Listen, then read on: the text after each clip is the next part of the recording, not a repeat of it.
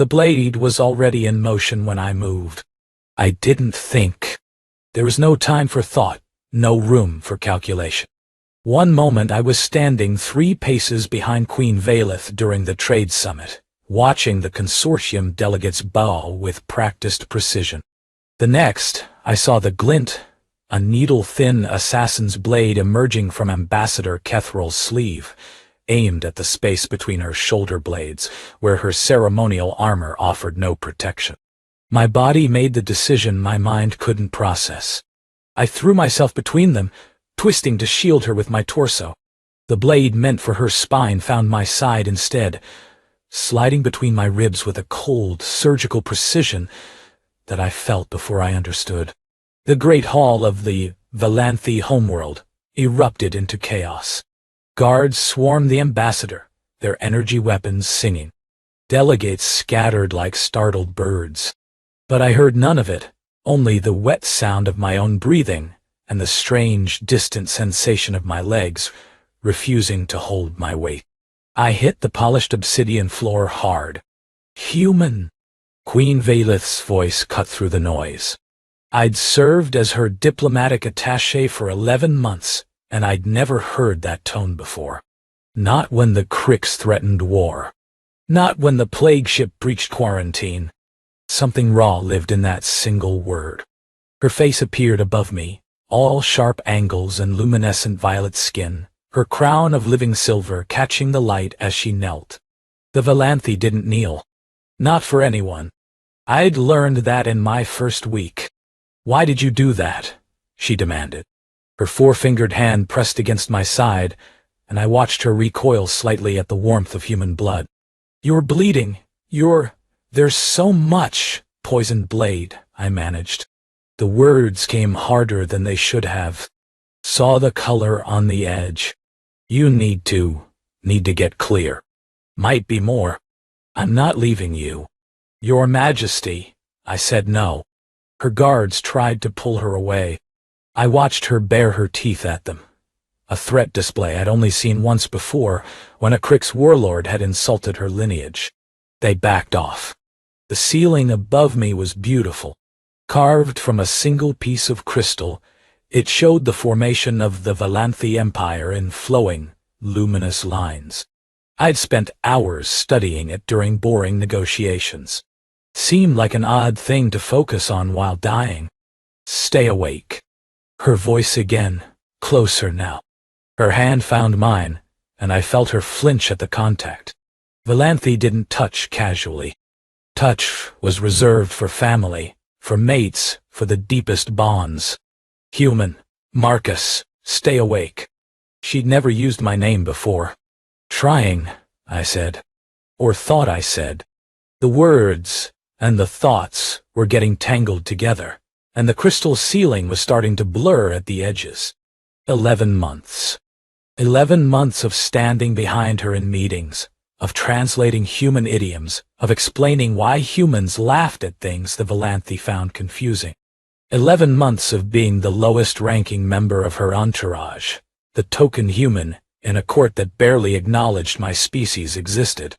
And now I was bleeding out on her floor, and she was holding my hand, and none of it made any sense. "Medical team is coming," she said. "Hold on." I tried to say something reassuring. Something about how it was fine, how I'd made my choice, how she shouldn't blame herself. But the darkness at the edges of my vision had other ideas. The last thing I saw before it took me was her face, and the expression on it that I couldn't name. I woke to pain. Not the sharp, immediate pain of the blade going in. This was different, deeper, more pervasive, like my entire body had become a bruise. I tried to move, and immediately regretted it. "Don't." A command, not a request. I knew that voice. I forced my eyes open.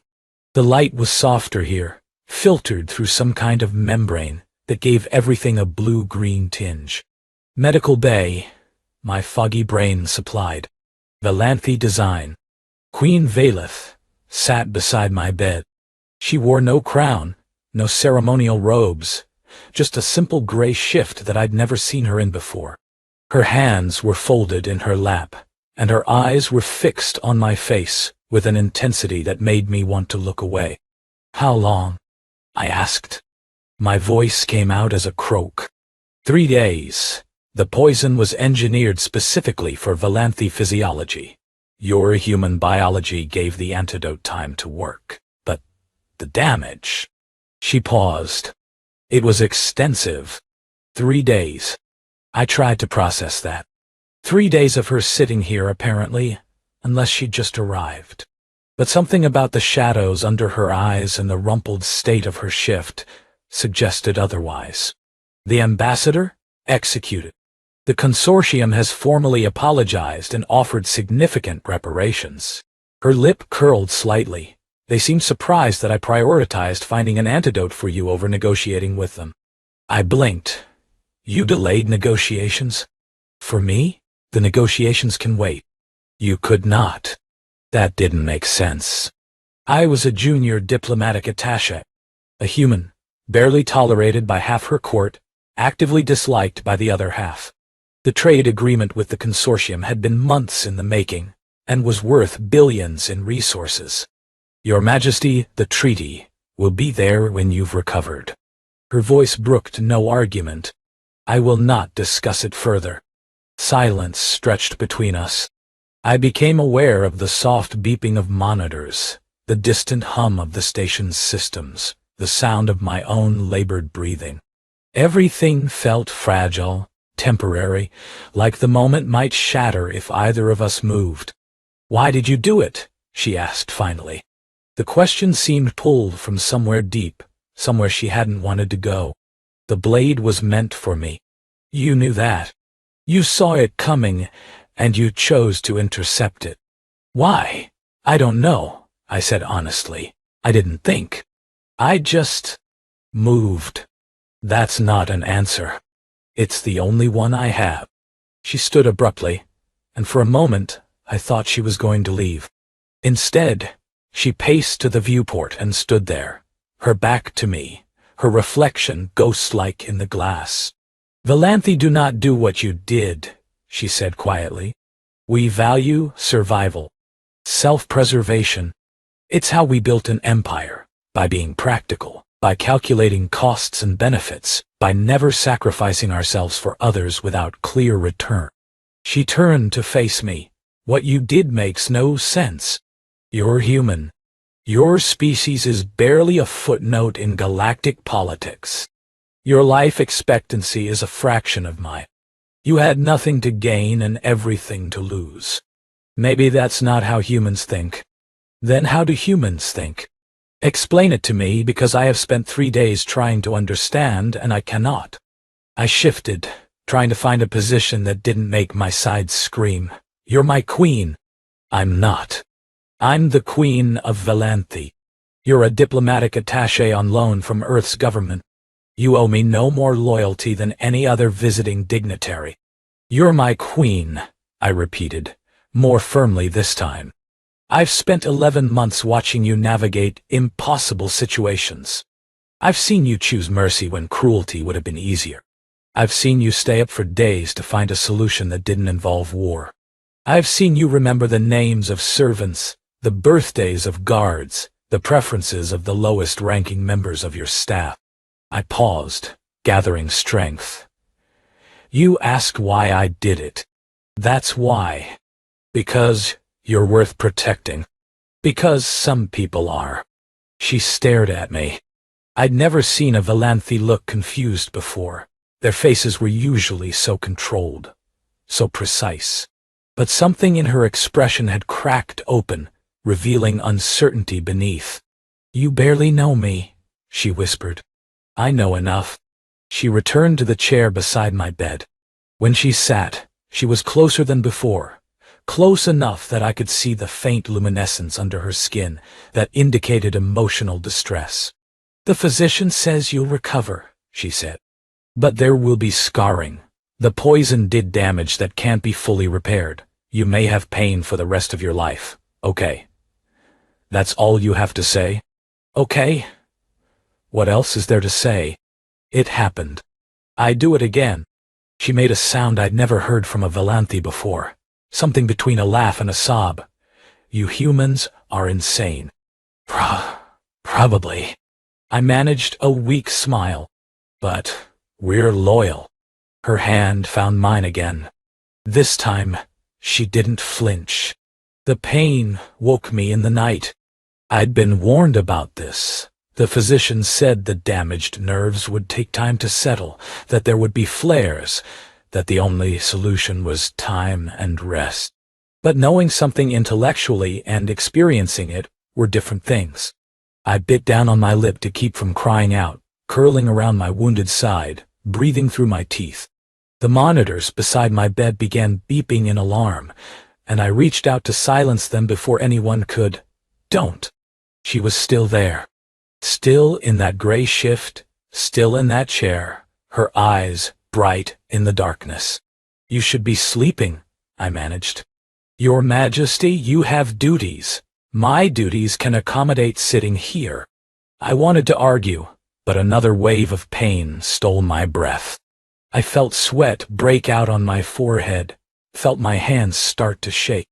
This was the worst it had been since I'd woken up. The physicians can give you something stronger, she said. For the pain, no way. I forced the word out through gritted teeth. The stronger medications make me, not myself. I don't want that. Why? Why? What does it matter if you sleep through the worst of it? Because you're here. The words came out before I could stop them. If I'm drugged unconscious, I'm not. I can't what? Protect you. The answer was absurd.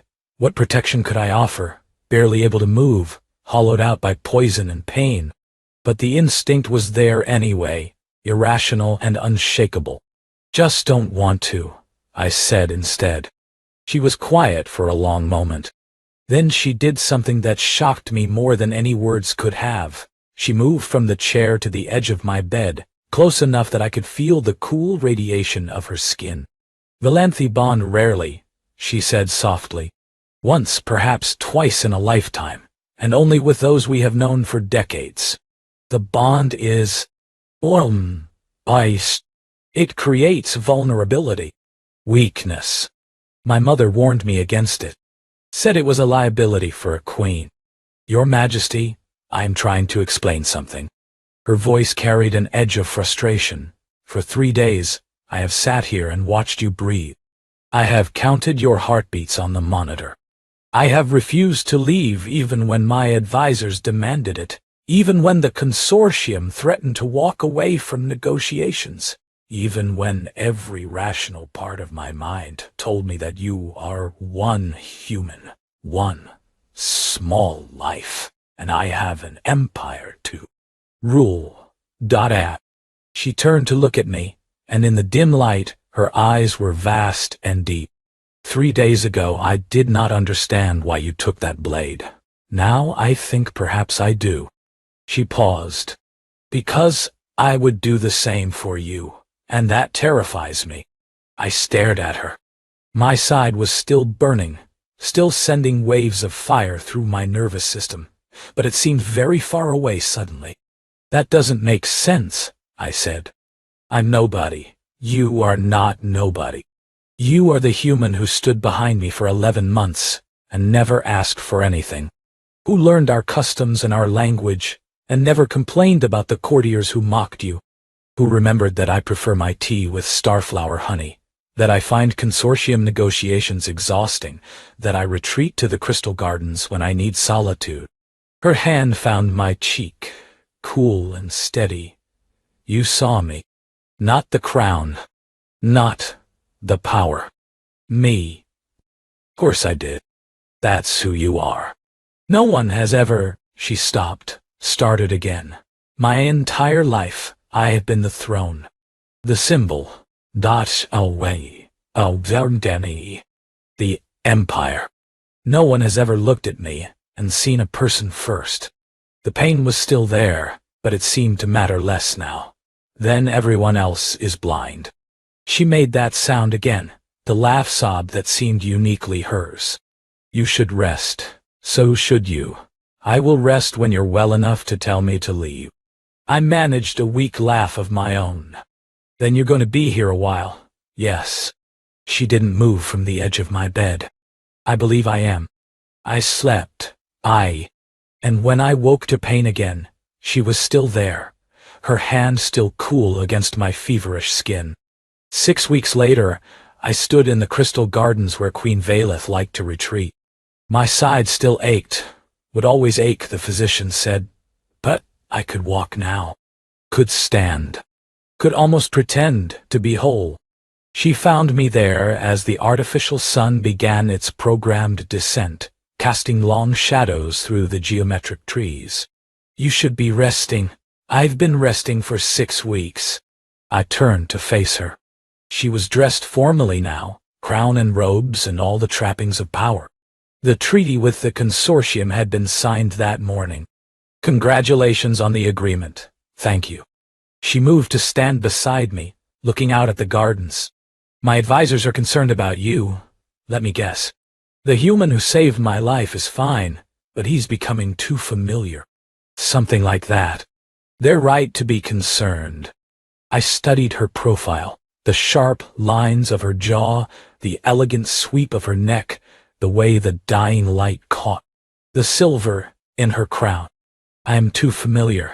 I crossed lines I shouldn't have crossed. Did you? I'm a diplomatic attaché. You're a queen. There are protocols, rules, reasons why those rules exist.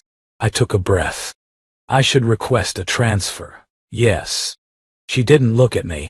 That would be the proper thing to do. It would solve several problems. It would. Silence stretched between us. The artificial sun continued its descent, painting the crystal trees in shades of amber and rose.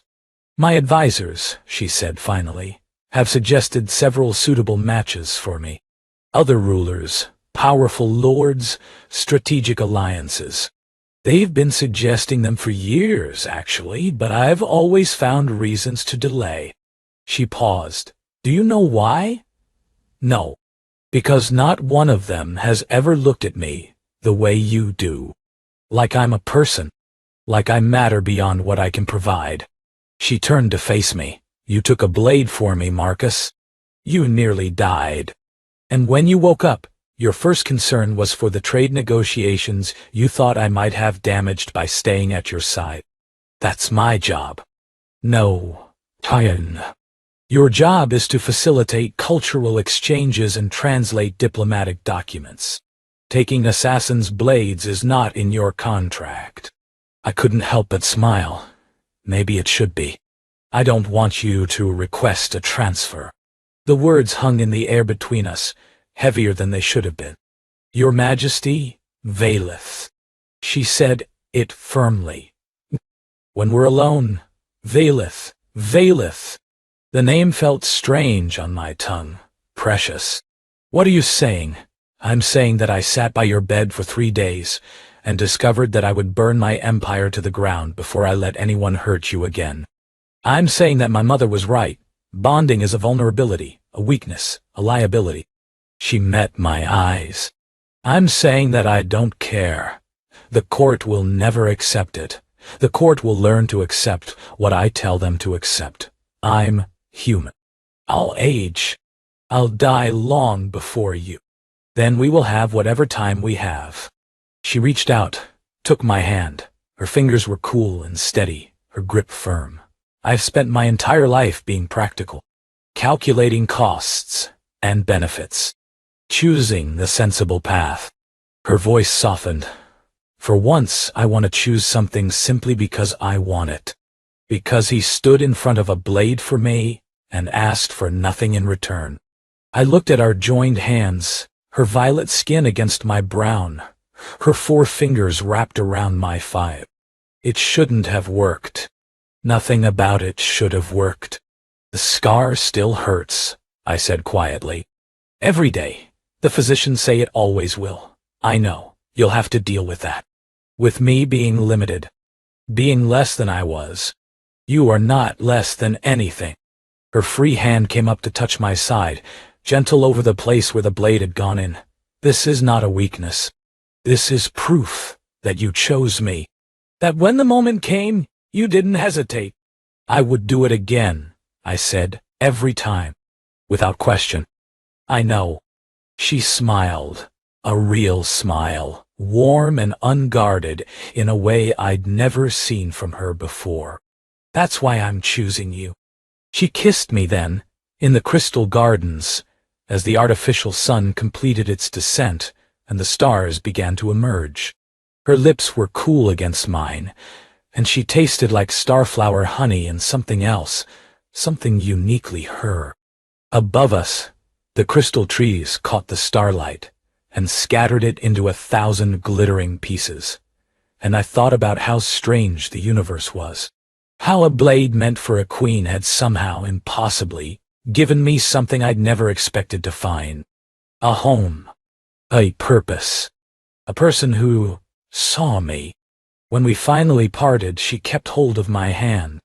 Come, she said. There's much to do. And I find I do not want to do any of it without you beside me. I followed her out of the gardens, into whatever future awaited us. My side ached with every step. I had never been happier.